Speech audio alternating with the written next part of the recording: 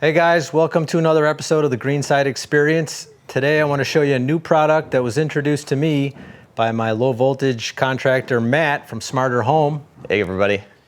During the years as we've been building, we've oftentimes tried to hide a speaker wire that we will fish out at a later date, be it budget or just they didn't want a speaker there. Maybe now they decided I might want a speaker there later. So this is a great product that helps us find that wire. So what we do is we have our speaker wire behind the framing attached to this little magnet. This product is called the X Spot. So we'll take this drywall. Your drywall is sheeted here. Now you come back, you need to find that wire. Well, that little red plastic piece is a magnet, and it comes with this magnet locator.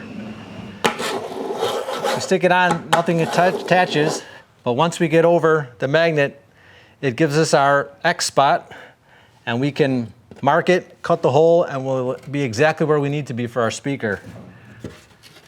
Saves hundreds of dollars in drywall patching. So here we have our HD pocket door frame.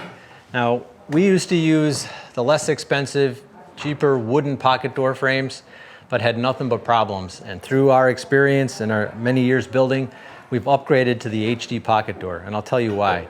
So here you can see immediately we've got some steel framing. Well, why do we have steel framing in a timber framed home?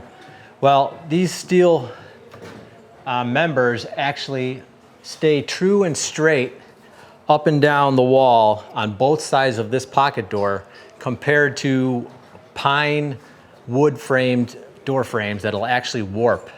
Sometimes they warp out, which puts a bulge in the drywall. Sometimes they warp in, and then that rubs against your finished door.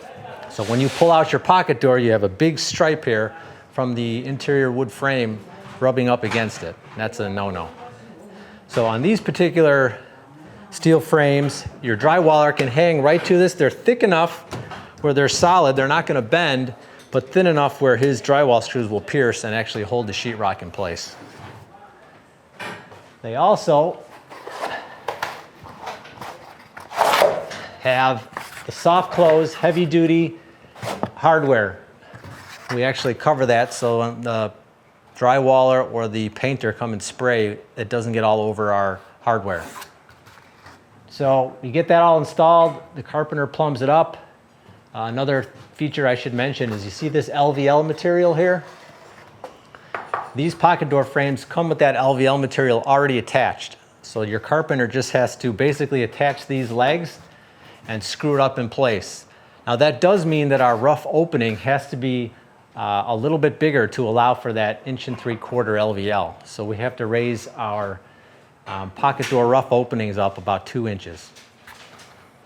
Another nice thing about these pocket door frames is if you have one on a wall like this particular condition where we have a master shower that backs up to it, we are able to put some solid block framing right up against the steel member so that our shower door, our piece of glass, when it comes in, has a solid mounting point and not just in dead space. And it gives us enough room still for the pocket for our door. Come on in, guys.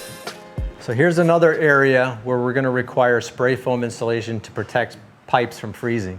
So this is a first floor master suite. We see our master vanity, which is on an exterior wall, which normally is a no-no, but in this floor plan, that's how we had to lay it out. So how do we protect the pipes in an exterior wall? Well, what we do is we build another wall inside that. So you see this little pony wall represents a wall inside the exterior plane of the exterior wall.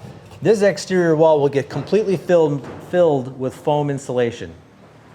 You can see our green, we mark it with green paint. It makes it a lot easier for the insulating contractor to just do a quick look and say, okay, I know I gotta spray some foam in that area. So we've got it all marked out in green paint, got it sprayed out foam.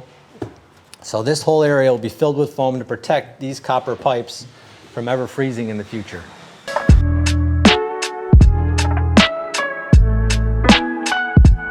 Now, we're here in the Midwest, in the Chicago suburbs, and our electrical code requires all of our electrical to be an electrical metal conduit, which is vastly different from most parts of the country for residential where you use Romex.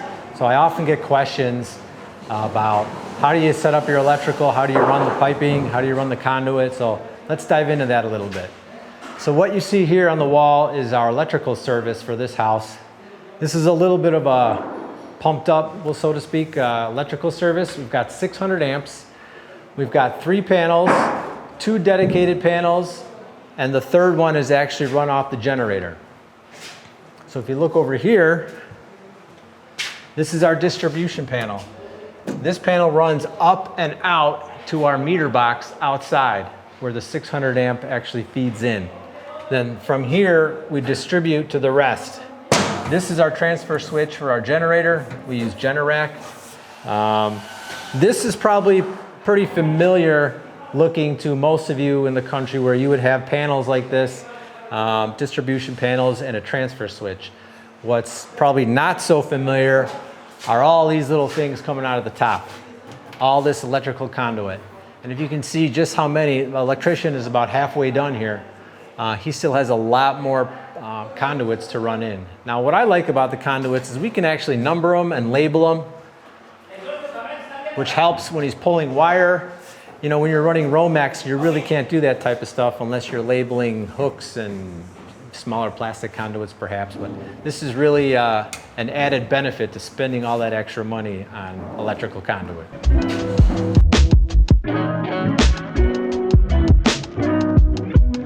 So here we have a typical switch box. This is different than most areas of the country where you'd see a plastic box. These are actually steel boxes. And we like to use the deeper boxes at all our switch boxes. These are 2 1/4 inches deep, as opposed to an outlet box that's only 1.5 inches deep. You know, you're just putting a receptacle in there, not a lot of wiring. You don't need all that room. But here at the switch box, you can see how many conduits are coming in, how many switch legs we're gonna have in here.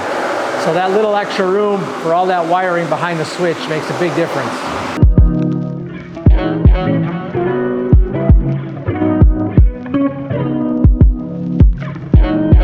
Hey guys, I'm Mike Connolly of Greenside Design Build, along with my business partner and cousin, John Fullard, lovingly referred to as Cousin Johnny.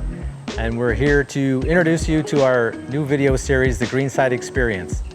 Why do we want to have a video series? For 3 reasons. 1, we want to show you who Greenside Design Build really is. Number 2, we want to share our passion and experience in the building industry. And C, we want to have a couple of how-to videos to show you how to do things.